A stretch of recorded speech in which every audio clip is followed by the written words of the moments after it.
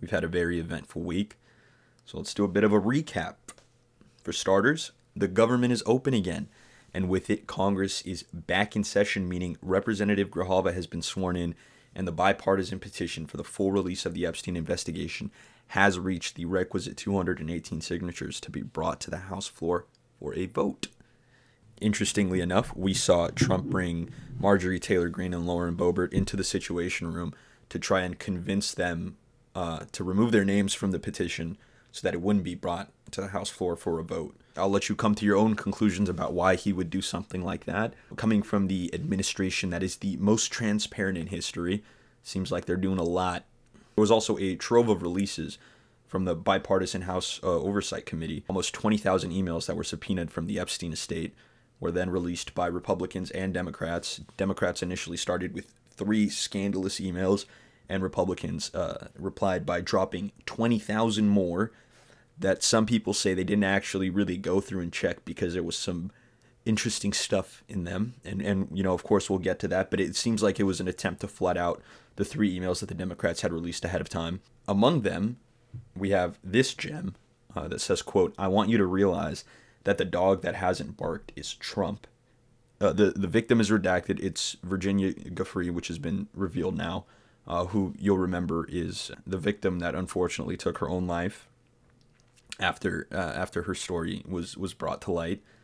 But it says, "Victim spent hours at my house with him. He has never once been mentioned. Police chief, etc. I'm 75% there." Okay. Trump is the dog that hasn't barked yet. We'll leave it at that. In addition, we also had this gem where Epstein's brother, Mark Epstein, is on a thread asking, quote, "Ask him if Putin has the photos of Trump blowing Bubba." Now, for those of you who don't know, Bubba happens to be Bill Clinton's nickname. You can't make this stuff up. Keep in mind that these were documents the DOJ did not have access to as they came directly from the Epstein estate. So it's safe to say that Trump and Pam Bondi were probably caught off guard by this whole situation. But let's step back for a moment, right? And let's think about this from a wider perspective, right? Let's step back for a moment and talk about the timeline here. Because remember, Trump may not be guilty of anything. He may not be guilty of anything here. Nothing has been proven yet, and we shouldn't jump to conclusions. But if he were guilty, I'd ask you this. If Trump were guilty, what would he be doing in his power to make sure that he wasn't caught? And then I want you to take that series of events that you think Trump would do if he were guilty and compare that to what he's actually done. And tell me if you see a difference. Everything Trump has done has been exactly what a guilty person would do. Let's step back and let's look at the timeline, right? In 2024 and 2023, we had Trump campaign on the release of the Epstein files. He came out over and over again. We saw Kash Patel say it. We saw Dan Bongino say it.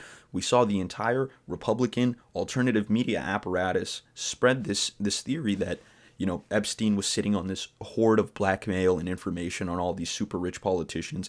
A lot of Democrats, a lot of Republicans. They didn't really want to talk about the Republicans that much. Nonetheless, Epstein was sitting on a hoard of documentation. And as soon as Trump came into office in 2024, he was going to expose all of this. The deep state would be eradicated, right? He was going to come in and he was going to have a unilateral, full release of all Epstein-related investigations and documentation. That's what he campaigned on. Let's jump forward a bit. He gets into office, and then he tries to wave off the release of the files, saying that it's old news and that there are more important matters to attend to. Keep in mind, he waved this off after he asked Pam Bondi to go through all the files and see if there was any mention of his name. How do you think that conversation went? How do you think that conversation went when he went and asked Pam Bondi, "Hey, can you go through the files? See if I mentioned it all? Let me know." And she went through these emails and these releases and all the investigative reports that they're still sitting on, the files on her desk. And she was like, "Damn, this guy's mentioned a lot in here." And she goes back to him and she's like, hey, Trump, yeah, you're all over these things. You think at that point Trump sat there and heard that and was like, all right, let's release him anyways? What do you think Trump did? Do you think it's more likely that he said, thank you for letting me know, Pam, let's go ahead, let's roll out the release of these files? Or do you think it's more likely that he said, damn, we got to get people to stop talking about this? Are you still talking about Jeffrey Epstein? This guy's been talked about for years. Just remember, what would a guilty person have done and what would an innocent person have done? And what did Trump actually do? Which one of these align more? Let's keep going. When he realizes that his attempts to hand wave away the investigation by saying it's old news, why are you still talking about it? When he realizes it's not working, he starts to call the files a Democrat hoax. So they were real and they were sitting on Pam Bondi's desk. But they're not actually that important, right? They're not important. You know what? Not only are they not important, the files that are sitting on Pam Bondi's desk that have been under investigation for the last 4 or 5 years, the Democrats actually made them. They made them. They wrote them up. They wrote them up and they put Democratic politicians in there. They put Bill Clinton in there. They put all mentions, all kinds of. And then after they made them, they didn't use them during the election for some reason. Interestingly enough, they went through all the work to fabricate all of this documentation and this massive hoax around Jeffrey Epstein, who I happen to be friends with, and then they didn't use them. This is what they want you to believe. This is what people are running with. Yeah, and now you have Megyn Kelly. Just think about how demoralized she must be. Hitching her wagon to this guy for this long, and now having to sit on her show and parse out age of consent and why it might be okay for it to have been a 15-year-old instead of a 5-year-old. That's what Megyn Kelly's do. That's what Megyn Kelly was doing this week. Megyn Kelly was sitting on her show talking about, well, we need to talk about the difference between a 15-year-old and a 5-year-old because I don't think Jeffrey Epstein was technically a pedophile. What are we doing? What are we doing? You don't have to defend this. You don't have to. Nobody's forcing you to. Are you afraid you're going to lose your audience? Is that your fear? Are you so willing to just sell out all your morals and your values and everything just to retain the audience that you have? Because you're going to lose them either way.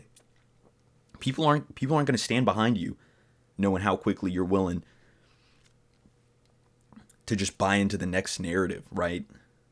So let's keep going on the timeline. Now we have this email dump. Raised more eyebrows than ever, right? It claims about his relationship with Jeff Epstein, etc. And now with all of this in full force, the bipartisan bill by Ro Khanna and Thomas Massie, the bipartisan bill by Ro Khanna and Thomas Massie, scheduled to hit the floor next week. And Trump is making calls to Republican congresspeople, begging them to remove their names from the petition so that these files don't see the light of day. What would a guilty person do? What is in those files? What is in those files? What is so bad that you have to call in congresspeople into the Situation Room to try and convince them to vote against it?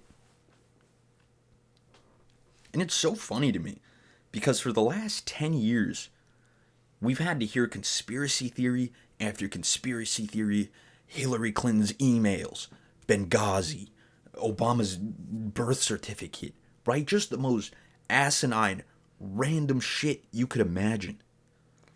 And then you get an email leak where you have the most prolific child predator and child sex trafficker in the world implicating tons of people that you support and that you like. And now all of a sudden everybody's like, well, we gotta...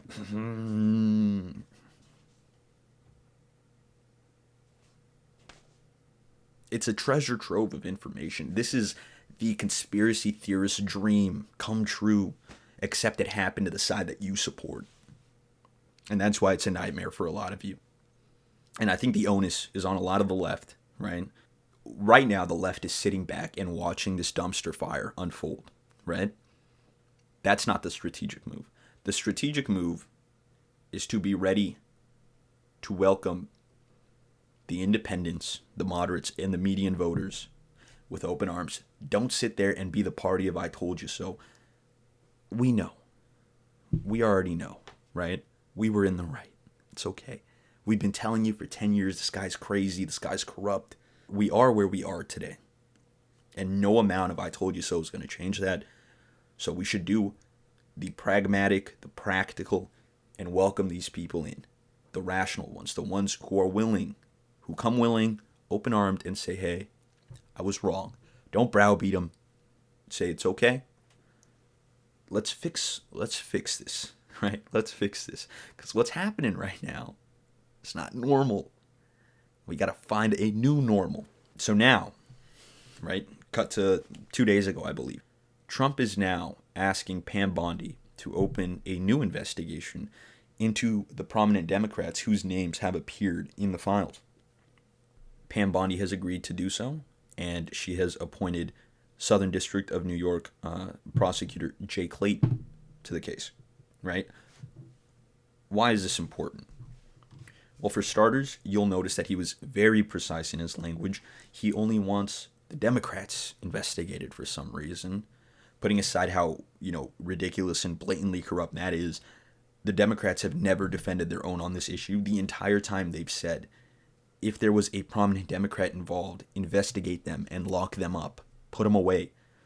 It's the same reason every single Democrat in the House is voting for the bill that Ro Khanna and Thomas Massie have brought up for a full release of the files, and all but 5 Republicans are voting against it. Now, with the events that have unfolded this week, I expect to see a very stark increase in the number of Republicans who vote to have everything released, right? Because I suspect that a few more of these people are starting to realize that this is not a winning issue. And having your name on the no side of this bill might be political suicide. This might be career suicide for a lot of people.